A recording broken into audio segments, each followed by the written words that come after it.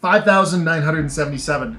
That's the number of nuclear weapons Russia is in possession of, which, if you're wondering, is about 300 more than the United States. Putin's been all over the news this week, claiming he's going to use them, threatening to use them if we don't back down, if he doesn't get what he wants. Well, hard to say if he will or not. My vote is it's a bunch of bluffing.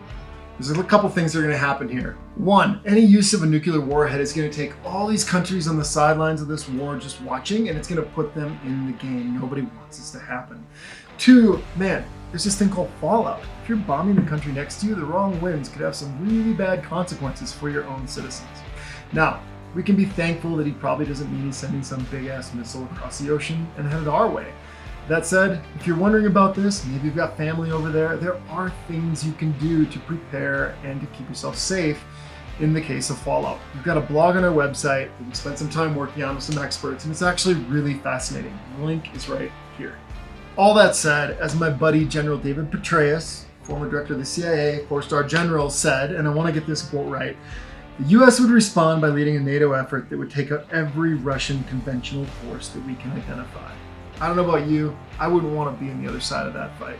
On the home front, Hurricane Ian has left a mess. Our thoughts and prayers with those people that are trapped down there. As Senator Mark Rubio said, Fort Myers Beach simply no longer exists. But for those of us that weren't a part of this, that are watching this on TV, I want to remind you hurricane season typically runs through November 30th. We've still got a lot of time for more of these to hit landfall, and it may not just be Florida. It could be anywhere along the coastline, and it's a really good time now to take what happened there seriously and prepare. Get some communication devices, flotation devices, water filters, extra batteries. Just make sure you're ready, if you can't move, to hunker down. That said, get out of the way if it's coming your way. In Park City, we had our own little emergency response training. The local emergency response team had a simulated disaster. We live in a box canyon, which is a town surrounded by mountains, and they basically simulated that the roads were blocked, there were fires, and helped us understand how we'd evacuate. A ton of people came out from the community, and it was a great drill to know what would happen just in case. If your local community has anything like this, I strongly recommend you get involved, and if not, ask them to do something like this. There's a little recap of our day right here. And lastly, file this one under the Darwin Awards. You should never jumpstart your truck or your buddy's truck with some barbed wire.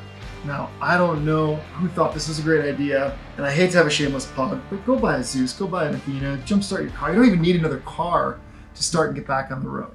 This is the kind of thing that gets you killed, people, and while it's funny, I don't recommend it. That's all for this week. Thanks, and we will see you next time.